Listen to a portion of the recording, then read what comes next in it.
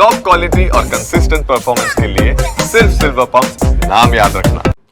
રાજકોટ વાસીઓને મળશે બે મોટી ભેટ। રાજકોટને મળશે કોન્વોકેશન હોલ અને ગેમ ઝોન।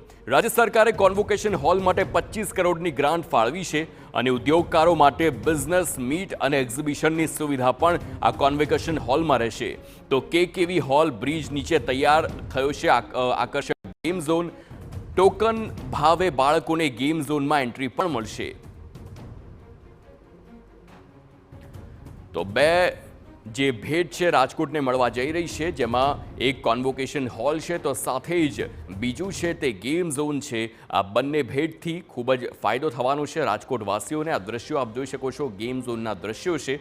તો બીજી તરફ જે કોન્વોકેશન હોલ છે તે પણ રાજકોટવાસીઓને મળવાનો છે।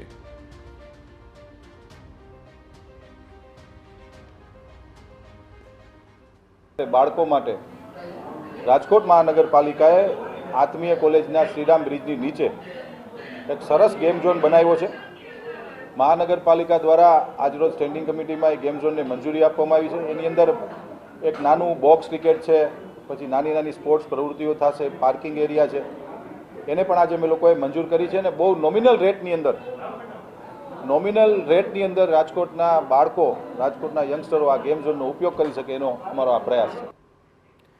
તો જે રીતે રાજકોટમાં બ્રિજની નીચેના ભાગે ગેમ ઝોન બન્યો અને લોકોને મનોરંજનની સુવિધા મળી છે, તેવી જ રીતે અમદાવાદમાં પણ એસજી હાઈવેની નીચે ખૂબ જ મોટી જગ્યા ખાલી છે, તેનો પણ સદુપયોગ કરી શકાય છે।